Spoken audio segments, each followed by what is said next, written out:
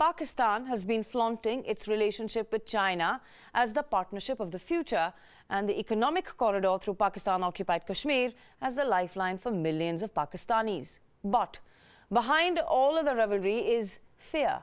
Some of the politicians in Islamabad are accusing Beijing of building the corridor to benefit India.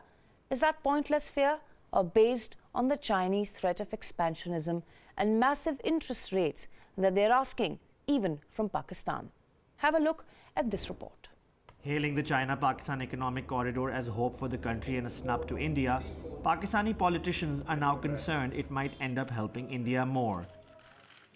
According to the Pakistan Daily Dawn, the fear is that improved rail and road links with India through Munabao and Amritsar under the CPEC would result in China expanding trade with India in addition to the Central Asian states and Europe.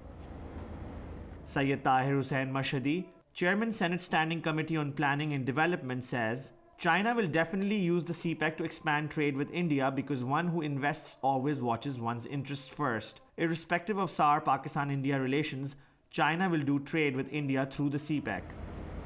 The fact of the matter is, India has not supported CPEC in any way, and these rail links are old defunct links that existed pre-1947.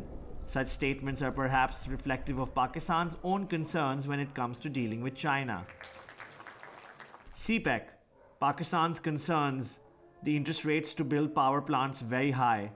CPEC is Chinese Punjabi Economic Corridor, will help Punjabis more.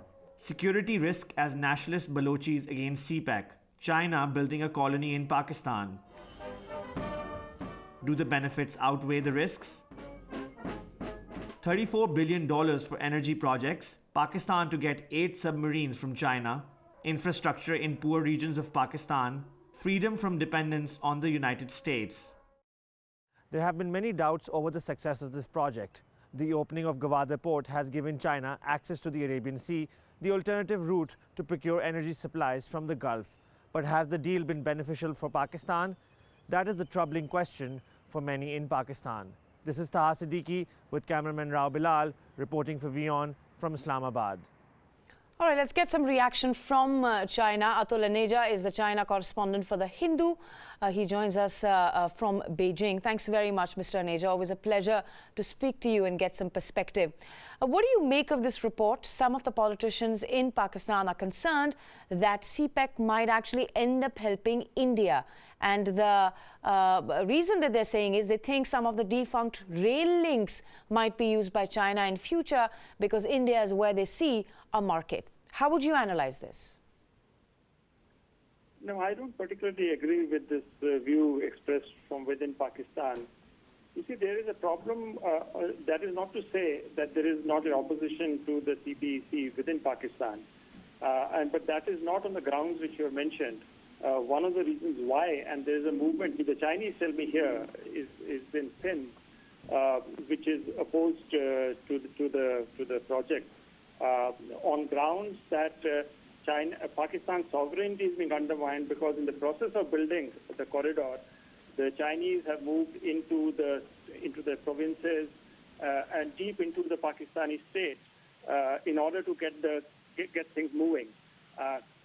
So this level of intervention in the domestic domain of Pakistan is something which many Pakistanis have questioned, that Pakistan's national sovereignty is coming into doubt because this project involves massive Chinese involvement, and because of the fractured structure of Pakistan, that Chinese are being involved in sort of getting the act together, getting people actually into the process of implementation. And given the various power structures within that, the Chinese are themselves facing quite a bit of problem. But from the Pakistani side, as a result, the question is on national sovereignty. That's what I've heard in China from the Chinese as to the kind of opposition they're facing in Pakistan. Right. I mean, there are those who think in Pakistan, some of the people that we've been speaking to, but we rarely get them to speak on camera, is that they are concerned that China perhaps is expanding in a way and Pakistan might turn out to be a colony for the Chinese later. So that is one of the reservations for sure. Mr. Aneja, stay with us. Let's talk a little about India's reservations about the China-Pakistan Economic Corridor. Even though India has never officially spelt what its reservations are, it's not supported the idea either.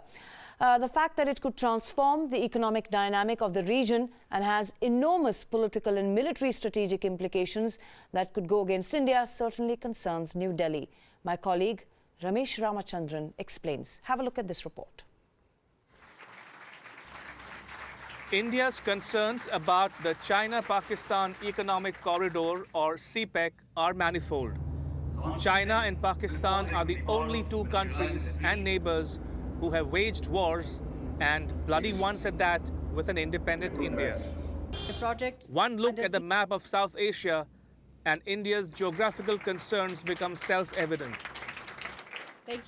The nearly 2,500-kilometer long CPEC originates at Gwadar in Balochistan, where the Chinese have built a warm water deep sea port, and extends northwards, a western alignment via Balochistan and Khyber Pakhtunkhwa, and an eastern alignment via Sindh and Punjab, through Gilgit-Baltistan in Pakistan Occupied Kashmir, and onwards to Kashgar, a city in China's predominantly Muslim province of Xinjiang.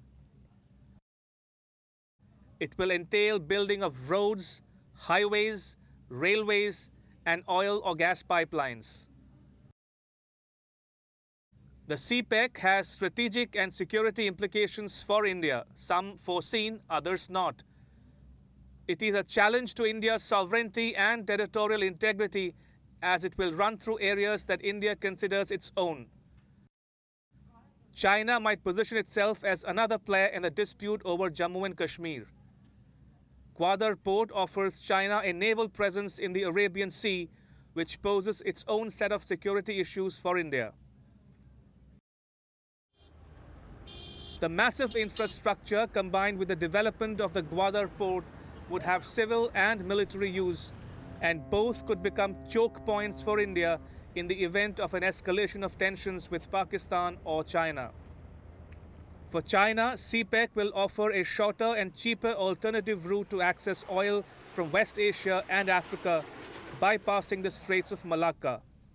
For its part, Pakistan not only stands to gain infrastructure, but also from the creation of jobs, bringing stability to areas riven by separatism, and above all, a security shield of sorts provided by China against India. It might be called the China-Pakistan Economic Corridor, but there is an unmistakable military component to it, one that could potentially alter the strategic environment in South Asia by integrating China that much more into the regional dynamic. Ramesh Ramachandran, WION, New Delhi. All right, let's get some perspective now. Pramit Pal Chaudhary, Foreign Affairs Editor of the Hindustan Times, is joining us in the studio. Thanks, Pramit, for being with us. Let me get your reaction straight up. Senators in Pakistan are concerned that CPEC might end up helping India. I mean, is this a reflection of their own concerns vis-a-vis China, whether you talk about the massive interest rates or the fact that they think that China's expansion is maybe too much even for them to deal with? Well, I'd be curious to know why they think it will benefit India. The only way that it would benefit India, it is benefiting us to some extent right now, is that China, because it's determined to build this giant corridor, it'll have to import hundreds of thousands of its own managers and workers and engineers to do so. It has been trying very hard to ensure that the Indo-Pakistan relationship does not get too confrontational. And in fact, if Pakistani military officers have told their Indian counterparts that we have been told to be restrained on attacking you, because China says, we don't need an India-Pakistan confrontation because we can't build the corridor if these two countries are going to war. But that's a temporary state of affairs. But the Indian position is relatively clear. If you see Prime Minister Modi's speech at Tsinghua University in Beijing, he says, we are not going to be able to stop the economic corridor, but we will not endorse it. We will attempt to do our own infrastructure in this part of the world. And some parts of the corridor, the One Belt, One Road, which is a larger name for this entire Pan-Asian Chinese infrastructure, which the corridor is one part, some of it will benefit India, but we will not endorse this. And now China, for some reason, is determined, has been pushing very hard for India to endorse particularly the corridor. But India has said we have a number of problems, and I think the three key problems are: one, it runs through Pakistan Occupied Kashmir, which therefore would allow Pakistan to argue that if India endorses the corridor, India is in effect endorsing Pakistan's hold on that part of Kashmir. Right. Second, some of the corridor, definitely, some of the roads and the rail links will definitely help Pakistan's military in terms of its positioning along the border against India. And third, which I think is now becoming a bigger problem for India diplomatically, is that because China is now seized, this is the flagship, if you wish, of the One Belt, One Road. And One Belt, One Road in turn is Xi Jinping's #1 foreign policy, external policy project. So he has now become very, very close to Pakistan, even closer to Pakistan diplomatically than they have traditionally been. In other words, they're giving Pakistan cover in things like getting India the nuclear suppliers group. They said, no, you can't come in unless Pakistan comes in. UNSC, we won't let you in.